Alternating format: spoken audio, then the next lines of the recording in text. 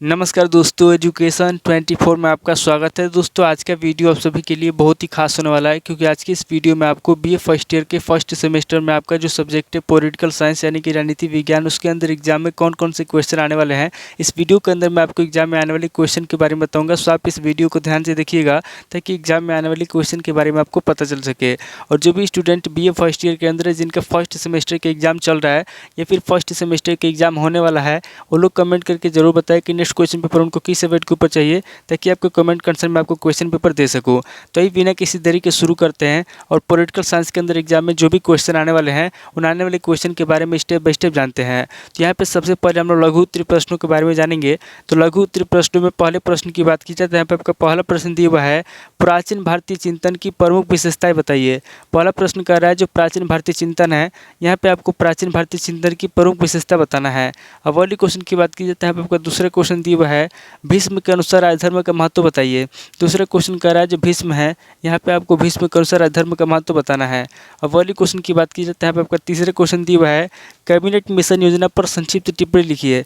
तीसरा क्वेश्चन कर रहा है जो कैबिनेट मिशन योजना है, यहाँ पे आपको कैबिनेट मिशन योजना पर संक्षिप्त टिप्पणी लिखना है। अब अगले क्वेश्चन की बात की जाए तो यहाँ पे आपका चौथा क्वेश्चन दिया हुआ है, भारतीय स्वतंत्रता अधिनियम 1947 की प्रमुख धाराएं क्या है। चौथा क्वेश्चन कर रहा है जो भारतीय स्वतंत्रता अधिनियम 1947 है, यहाँ पे आपको भारतीय स्वतंत्रता अधिनियम 1947 की प्रमुख धाराएं बताना है। अब अगले क्वेश्चन की बात की जाए तो यहाँ पे आपका पांचवा क्वेश्चन दिया हुआ है, नागरिकता के अर्थ को स्पष्ट कीजिए। पांचवा क्वेश्चन कर रहा है जो नागरिकता है उसका क्या अर्थ है, यहाँ पे आपको नागरिकता के अर्थ को स्पष्ट करना है। अब अगले क्वेश्चन की बात की जाए तो यहाँ पे आपका छठा क्वेश्चन दिया हुआ है, मौलिक अधिकार का अभिप्राय बताइए। छठा क्वेश्चन कर रहा है जो मौलिक अधिकार है उसका क्या अभिप्राय है, यहाँ पे आपको मौलिक अधिकार का अभिप्राय बताना है।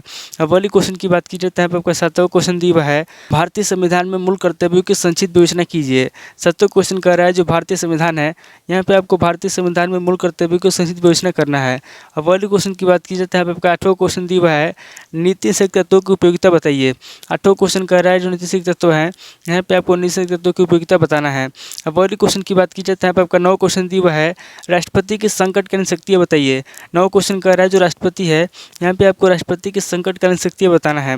अब अगले क्वेश्चन की बात की जाए तो यहाँ पे आपका दसवां क्वेश्चन दिया हुआ है, प्रधानमंत्री की स्थिति का वर्णन कीजिए। दसवां क्वेश्चन कर रहा है जो प्रधानमंत्री उसकी जो स्थिति है, यहाँ पे आपको प्रधानमंत्री की स्थिति के बारे में बताना है। अब अगले क्वेश्चन की बात की जाए तो यहाँ पे आपका 11वां क्वेश्चन दिया हुआ है, भारतीय मंत्रिपरिषद के संसद से संबंधों की समीक्षा कीजिए। 11वां क्वेश्चन कर रहा है जो भारतीय मंत्रिपरिषद है, यहाँ पे आपको भारतीय मंत्रिपरिषद के संसद संबंधों की समीक्षा करना है। अब अगले क्वेश्चन की बात की जाए तो यहाँ पे आपका 12वां क्वेश्चन दिया हुआ है, राज्यपाल और मंत्रिपरिषद के संबंधों का उल्लेख कीजिए। 12वां क्वेश्चन कर रहा है जो राज्यपाल और मंत्रिपरिषद है उनके बीच क्या संबंध है, यहाँ पे आपको राज्यपाल और मंत्रिपरिषद के संबंधों के बारे में बताना है। अब अगले क्वेश्चन की बात की जाए तो यहाँ पे आपका 13वां क्वेश्चन दिया हुआ है, विधानसभा और विधान परिषद में संबंध बताइए। 13वां क्वेश्चन कर रहा है जो विधानसभा और जो विधान परिषद में क्या संबंध है, यहाँ पे आपको विधानसभा विधान परिषद में संबंध बताना है। अब अगले क्वेश्चन की बात की जाए तो यहाँ पे आपको 14वां क्वेश्चन दिया हुआ है, उच्च न्यायालय के कार्य एवं शक्तियों की विवेचना कीजिए। 14वां क्वेश्चन कह रहा है जो उच्च न्यायालय है उसके जो कार्य हैं, यहाँ पे आपको उच्च न्यायालय के कार्य बताना है और उसके शक्तियों की विवेचना करना है। अब अगले क्वेश्चन की बात की जाए तो यहाँ पे आपका 15वां क्वेश्चन दिया हुआ है, दीवानी न्यायालय पर संक्षिप्त टिप्पणी लिखिए। 15वां क्वेश्चन कह रहा है जो दीवानी न्यायालय है, यहाँ पे आपको दीवानी न्यायालय पर संक्षिप्त टिप्पणी लिखना है। अब अगले क्वेश्चन की बात की जाए तो यहाँ पे आपका 16वां क्वेश्चन दिया हुआ है, राजस्व न्यायालय पर संक्षिप्त टिप्पणी लिखिए। 16वां क्वेश्चन कह रहा है जो राजस्व न्यायालय है, यहाँ पे आपको राजस्व न्यायालय पर संक्षिप्त टिप्पणी लिखना है।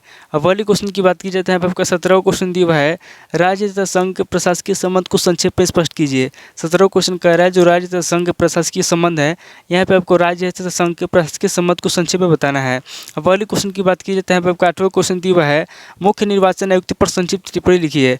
8वां क्वेश्चन कह रहा है जो मुख्य निर्वाचन आयुक्त है, यहाँ पे आपको मुख्य निर्वाचन आयुक्त पर संक्षिप्त टिप्पणी लिखना है। तो टोटल आपका 18 क्वेश्चन होगा जब से लघु उत्तरीय प्रश्न में पूछे जाएंगे। अब आगे हम लोग दीर्घ उत्तरीय प्रश्नों के बारे में जानेंगे। तो यहाँ पे दीर्घ उत्तरीय प्रश्नों में पहले प्रश्न की बात की जाए तो यहाँ पे आपको पहला प्रश्न दिया हुआ है, शांति पर्व में दंड नीति की अवधारणा की व्याख्या कीजिए। पहला क्वेश्चन कह रहा है जो शांति पर्व है, यहाँ पे आपको शांति पर्व में दंड नीति की अवधारणा की व्याख्या करना है। अब अगले क्वेश्चन की बात की जाए तो यहाँ पे आपका दूसरा क्वेश्चन दिया हुआ है, उन परिस्थितियों की विवेचना कीजिए जिसके परिणाम स्वरूप भारतीय राष्ट्रीय कांग्रेस का जन्म तथा विकास हुआ। दूसरा क्वेश्चन कह रहा है कि उन परिस्थितियों के बारे में बताना है जिसके परिणाम स्वरूप भारतीय राष्ट्रीय कांग्रेस का जन्म हुआ और उसका विकास हुआ। अब अगले क्वेश्चन की बात की जाए तो यहाँ पे आपका तीसरा क्वेश्चन दिया हुआ है, सविनय अवज्ञा आंदोलन के लिए उत्तरदायी परिस्थितियों का आलोचनात्मक विवरण दीजिए। सविनय अवज्ञा आंदोलन के लिए उत्तरदायी परिस्थितियों का आलोचनात्मक विवरण दीजिए। तीसरे क्वेश्चन कह रहा है जो सविनय अवज्ञा आंदोलन है, यहाँ पे आपको सविनय अवज्ञा आंदोलन के उत्तरदायी कारकों के बारे में बताना है, परिस्थितियों के बारे में बताना है और उसकी आलोचना करना है। अब अगले क्वेश्चन की बात की जाती है, आपका चौथा क्वेश्चन दिया हुआ है नागरिकता से आपका क्या तात्पर्य है, नागरिकता कैसे प्राप्त होती है और किस प्रकार विलुप्त हो जाती है। चौथा क्वेश्चन कह रहा है कि नागरिकता क्या होता है, यहाँ पे आपको सबसे पहले नागरिकता के बारे में बताना है, उसके बाद आगे आपको बताना है कि नागरिकता कैसे प्राप्त होती है और किस प्रकार विलुप्त हो जाती है। अब अगले क्वेश्चन की बात की जाती है, आपका पांचवा क्वेश्चन दिया हुआ है भारतीय संविधान में उल्लिखित राज्य के नीति सिद्धांतों का वर्णन कीजिए।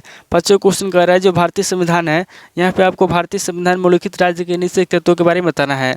अब अगले क्वेश्चन की बात की जाती है, आपका छठा क्वेश्चन दिया हुआ है संविधान संशोधन से आप क्या समझते हैं। छठा क्वेश्चन कह रहा है जो संविधान संशोधन उससे आप क्या समझते हैं, यहाँ पे आपको संविधान संशोधन के बारे में बताना है। अब अगले क्वेश्चन की बात की जाती है, आपका सातवां क्वेश्चन दिया हुआ है भारत के राष्ट्रपति की निर्वाचन पद्धति तथा अधिकार एवं कार्यों की व्याख्या कीजिए। सातवां क्वेश्चन कह रहा है जो भारत के राष्ट्रपति हैं, यहाँ पे आपको भारत के राष्ट्रपति की निर्वाचन पद्धति के बारे में बताना है, उसके अधिकार बताना है, उसके कार्यों की व्याख्या करना है। अब अगले क्वेश्चन की बात की जाती है, यहाँ पे आपका आठवां क्वेश्चन दिया हुआ है प्रधानमंत्री की नियुक्ति कैसे होती है, उसके कार्यों की विवेचना कीजिए।